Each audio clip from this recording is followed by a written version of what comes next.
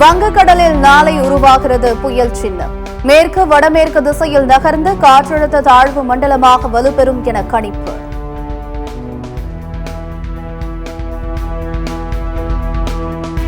ராமநாதபுரத்தில் குடியிருப்புகளில் வெள்ளம் வடியாததால் மக்கள் கடும் பாதிப்பு. உடைமைகள் உள்ளிட்ட அனைத்தையும் இழந்து மழைநீர் தேங்கிய வீடுகளுக்குள் அவதி.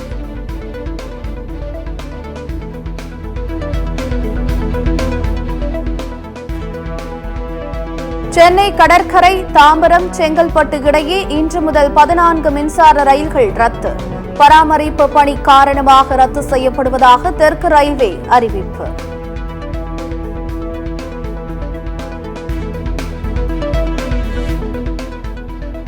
சென்னை அடுத்த பட்டாபிராமில் 279 கோடியில் கட்டப்பட்ட தொழிற்பூங்கா இன்று திறப்பு. 6000 பேருக்கு வேலைவாய்ப்பு வழங்கும் டைடல் பார்க்கை திறந்து வைக்கிறார் முதலமைச்சர் மு.க. ஸ்டாலின்.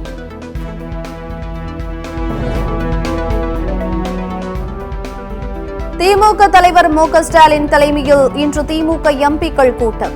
நாடாளுமன்ற கூட்டத்தொடரை முன்னிட்டு திமுக எம்பிக்களுடன் ஸ்டாலின் ஆலோசனை.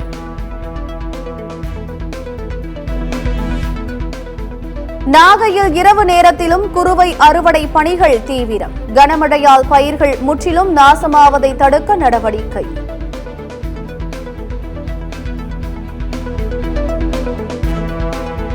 முதலமைச்சர்களையே கைது செய்யும் போது அதானியை கைது செய்ய முடியாதா?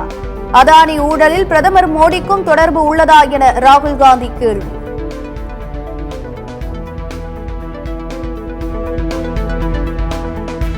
திருவள்ளூர் அருகே ஊத்துக்கோட்டை சுற்றுவட்டார கிராமங்களில் பூனை பிடிப்பதாக வந்து வீடுகளில் கைவரிசை.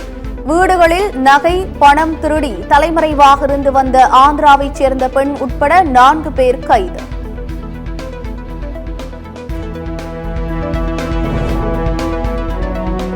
நிதிநிலை சம்பந்தப்பட்டிருப்பதால் ஓரளவுக்கு மேல் காவலர்களின் எண்ணிக்கையை அரசாங்கத்தால் வைத்துக் கொள்ள முடியாது. காலி பணியிடங்கள் குறித்த கேள்விக்கு முன்னாள் டிஜிபி சைலேந்திரபாபு பதில்.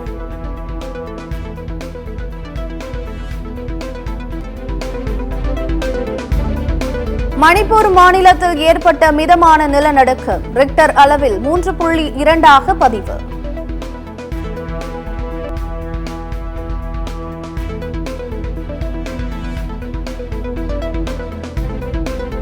அதானி விவகாரத்தில் பிரதமர் மோடி மீதான ராகுல் காந்தியின் குற்றச்சாட்டுக்கு பாஜக கண்டனம். ராகுல் காந்தி இந்திய பொருளாதாரத்தை சீர்குலைக்க முயற்சிப்பதாக குற்றச்சாட்டு.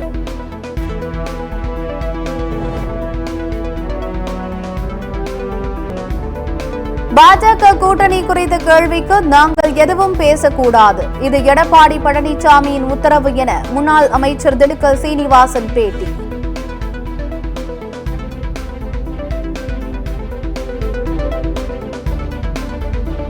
கர்நாடகாவில் 4 அதிகாரிகள் வீடுகளில் லோக் ஆயுக்தா போலீசார் சோதனை. நகைகள் கட்டுக்கட்டாக பணம் சிக்கியது.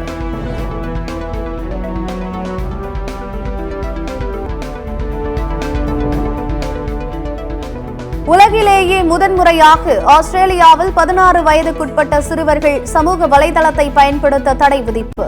சிறார்களின் நலனுக்காக கொண்டுவரப்பட்டுள்ளதாக தகவல் தொடர்புத்துறை அமைச்சர் மிச்சல் ரோலன் பேச்சு.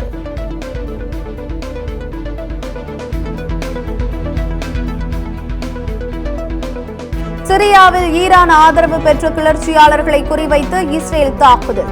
இஸ்ரேல் நடத்திய வான்வழி தாக்குதலில் பலி எண்ணிக்கை 79 அதிகரிப்பு.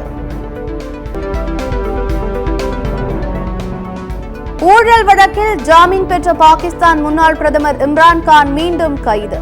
ஜாமீன் கிடைத்த சில நிமிடங்களிலேயே பயங்கரவாதம் மற்றும் இதர வழக்குகளில் இம்ரான்கானை கைது செய்தனர் ராவல்பிண்டி போலீசார். ராமேஸ்வரத்தில் தீவு பகுதியில் உள்ள பள்ளிகளுக்கு மட்டும் இன்று விடுமுறை. கனமழையால் பல இடங்களில் மழைநீர் தேங்கியுள்ளதால் மாவட்ட ஆட்சியர் அறிவிப்பு.